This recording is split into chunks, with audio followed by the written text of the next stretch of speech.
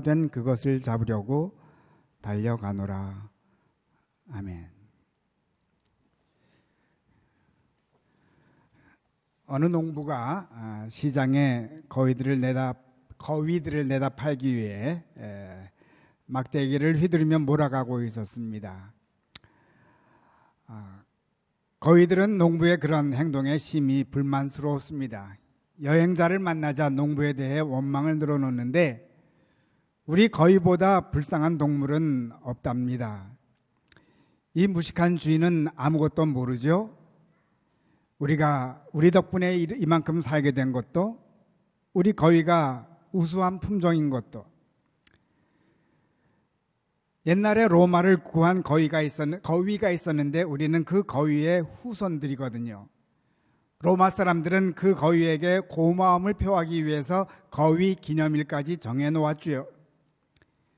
여행자가 묻습니다. 너희들은 왜 특별한 대우를 받고 싶은 거지? 그거야 우리 조상이. 그래, 너희 거위에 관한 일은 역사책에서 읽어서 알고 있어. 알고 싶은 것은 너희들이 농부에게 얼마나 많은 도움을 주었다는 거냐? 그러니까 우리 조상이 로마를 구했단 말이에요. 그래, 그 일은 잘 알고 있다니까. 거위들은 힘없이 말합니다. 우리요? 우리는 아무 일도 안 했어요. 그렇다면 너희들은 쓸모없는 짐승이구나. 이제부터는 훌륭한 조상 거위들의 이름을 팔지 않는 게 좋겠다. 너희들은 아무 일도 한 것이 없으니 사람들의 식탁에 오를 수밖에. 여행자의 말을 들은 거위들은 깜짝 놀라서 또다시 꽥꽥 소리를 질렀다고 합니다. 어느 분이 지은 동화이지만 깊은 의미가 담겨져 있어서 소개해 드립니다. 조상이 로마를 구한 것이 자기들이 구한 것인 양 조상 덕만 믿고 사는 거위들의 모습 속에서 우리들의 모습을 고발하고 있지는 않을까요? 오늘 우리 세례식과 함께 성만찬을 거행했습니다. 세례식의 신학적인 여러 의미가 있지만 요즘 신앙인들에게 가장 중요한 말씀이 있다면 저는 갈라디아서 2장 20절 말씀을 들고 싶습니다.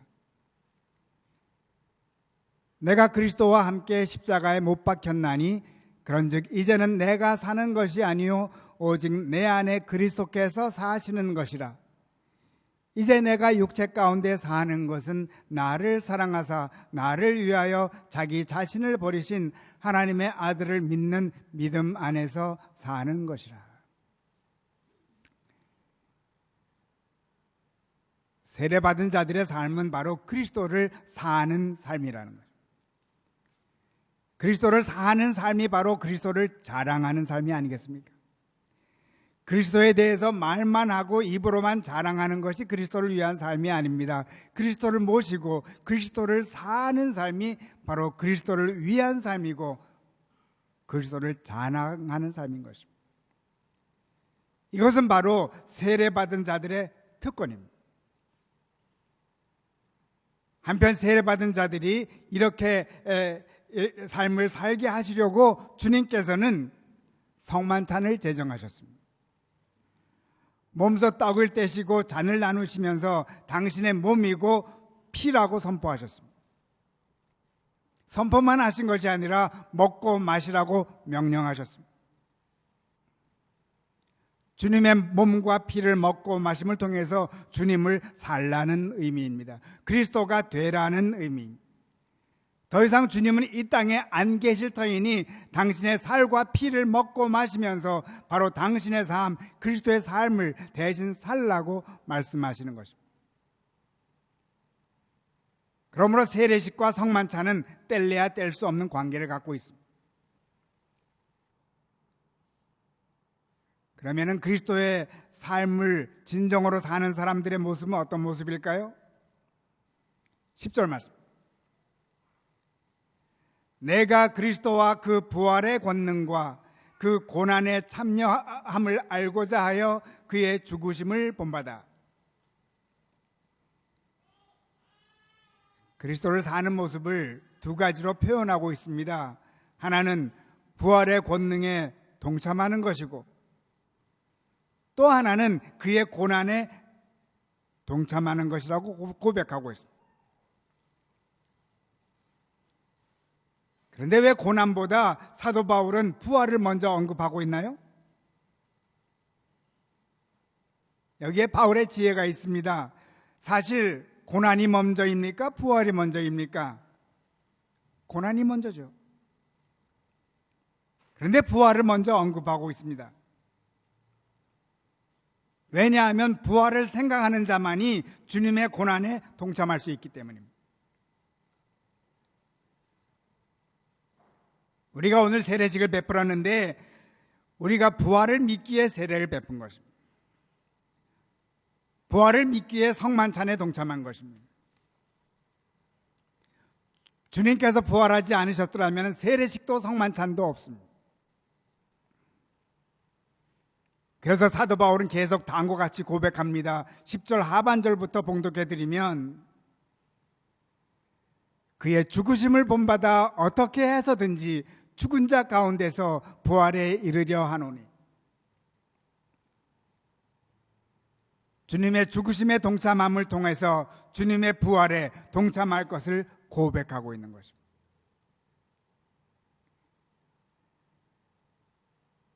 우리는 모두 부활을 믿습니다. 그래서 세례식과 성만찬에 참여했습니다. 그런데 부활을 체험하는 것과 부활을 믿는 것과는 동일한 것은 아닙니다. 부활을 믿는 자들이 주님의 고난에 동참할 때 부활에 동참하게 됩니다.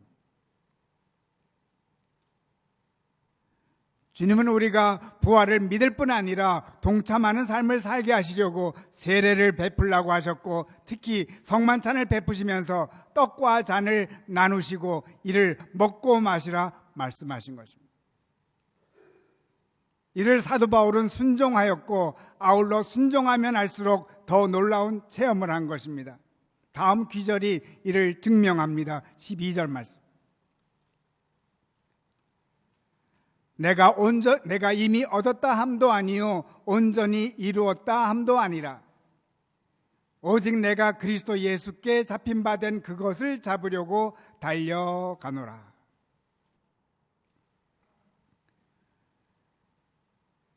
그런 그리스도에게 잡힌 바 된 삶에는 무한한 가능성과 희망이 가득 찬 것을 체험하고 또 체험하였습니다.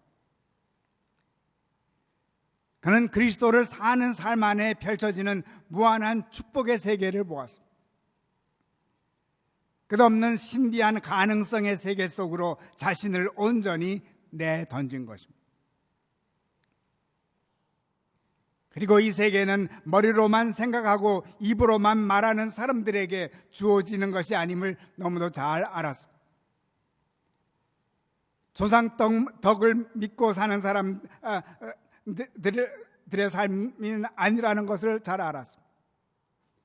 주님의 몸과 피가 우리들의 몸속에 신비하게 사용되듯이 우리의 삶을 그리스도의 삶에 던질 때 오직 신비한 축복의 세계가 있음을 그는 너무도 잘 알고 있었던 것입니다.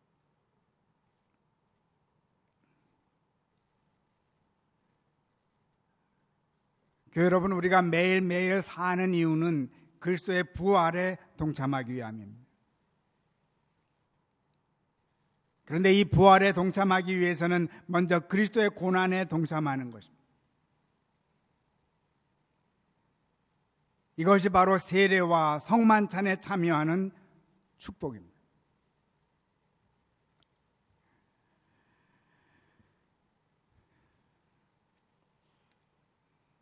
말씀드린 대로 지난 2주 전에 저는 PCUSA 총회에 총대로 참석했습니다. 총대가 하는 일 중에 하나가 총회장을 선출하는 것인데, 올해부터는 총회장을 동사 총회장으로 2사람을 함께 선출하게 되어 있습니다. 2 그룹 후보가 나왔는데 남자 2분이 한 팀이 되었고 여자 2분이 한 팀이 되어서 출마를 했습니다. 남자 2분을 제끼고 여자 2분이 동사 총회장으로 당선이 되었습니다. 백인, 흑인, 여자 2분이 되었습니다. 저도 이분들에게 표를 던졌습니다마는 그리스도를 구주로 확신하고 있는 모습을 강하게 느낄 수 있었던 분들입니다. 일주일간의 총회를 마치면서 잠시 당신들이 어떻게 출마하게 되었는지 말하는 시간을 가졌는데 2년 전에 세인트루이스에서 두 분이 처음 만나서 총회장 출마를 의논하기 시작하였다고 합니다. 그러나 처음에는 정말로 자신이 없었다고 합니다. 마지막으로 흑인 총회장이 된 그 여자분이 하는 말씀이 정말로 자신들이 총회장이 될 수 있을까 자신이 없었지만 이제 지금 보시는 대로 총회장이 되었다고 하면서 저의 뇌리에 콱 박히는 말씀을 하셨습니다. Don't limit yourself. 자신을 스스로 한계 안에 가두지 마십시오. 이것이 지금 사도 바울이 말씀하고 있는 내용인 것입니다. 자기는 그리스도 안에서 자신의 한계를 두고 있지 않다는 것입니다. 도리어 그리스도 안에서 부활의 무한한 세계를 향하여 늘 도전하고 있음을 고백하고 있는 것입니다. 주님께서 세례를 명하시고 성만찬을 명하신 이유도 우리로 하여금 우리 자신을 한계 안에 가두지 말라는 것입니다. 도리어 무한한 그리스도의 부활의 세계로 우리를 초청하시는 것입니다. 이 초청에 우리는 오늘 과감히 예스로 응했던 것입니다. 이제는 사는 것만 남아 있습니다.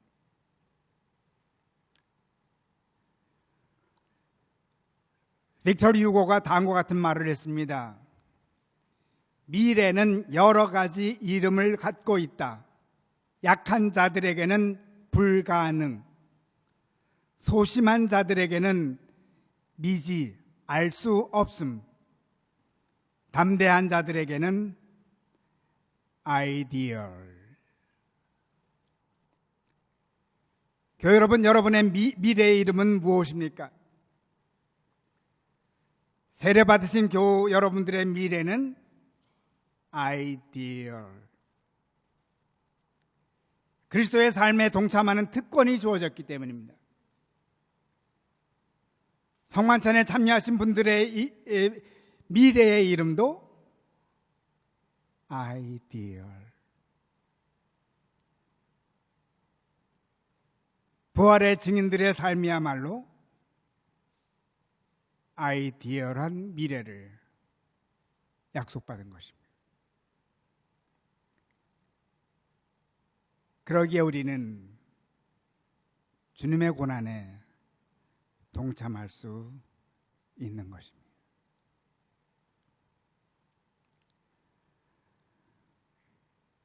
말씀을 거둡니다. 총회를 통해서 느꼈던 말씀 한 가지를 더 드리겠습니다. 이번에 저는 많은 경험을 하였는데 세 가지 처음으로 한 경험들이 있습니다. 저는 처음으로 총회에 총대로 참석하였습니다. 처음으로 총회 위원회 위원장으로 섬겼습니다. 처음으로 영어로 회의를 주재하였습니다. 그런데 이보다 더 깊은 뜻이 있었습니다. 우리 한인교회가 없으면 지금 우리 교단의 모습은 어떨까 생각하는 계기가 되었습니다. 광고 시간에 말씀드린 대로 알라의 이름으로 이슬람 종교인이 기도를 하였는데 이를 제일 먼저 항의한 그룹이 바로 우리 한인들이었습니다. 우리가 시작하니 미국인 중 보수적인 분들이 동참한 것입니다. 후에 들은 이야기는 인디애나폴리스의 어느 목회자는 교단을 떠날까 고민하던 중에 한인들이 항의를 해서 사과를 받았다는 이야기를 듣고 다시 마음을 잡고 교단에 머물면서 함께 섬기기로 하였다는 말씀까지 하였습니다. 이 일의 시작은 600명의 총대 중 13명의 한인 총대들이 사인을 하였기에 가능했던 것입니다. 우리는 우리들을 리미트 안에 가두지 않은 셈입니다. 하나님께서 놀랍게 사용하신 것입니다. 이뿐일까요? 우리가 부활의 증인으로서 자신을 한계 속에 가두지 않으면 놀라운 일을 감당하게 되지 않을까요? 우리들의 미래의 이름은 아이디얼입니다. 우리 개인의 미래는 아이디얼, 우리 가정의 미래도 아이디얼, 우리 교회의 미래도 아이디얼, 우리 교단의 미래도 아이디얼, 한민족을 포함한 모든 인류의 미래도 그리스도로 인해서 아이디얼.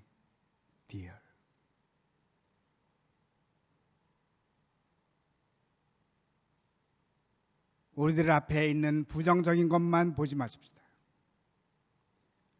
우리들의 앞에는 높고도 넓은 부활의 세계가 펼쳐져 있습니다. 아이디얼한 미래를 향하여 자신의 십자가를 지고 매일 함께 나아가십시다. 참 부활의 증인이 되십시다. 바울은 고백합니다. 내가 이미 얻었다 함도 아니요 온전히 이루었다 함도 아니라 오직 내가 그리스도 예수께 잡힌 바 된 그것을 잡으려고 달려가노라. 아멘.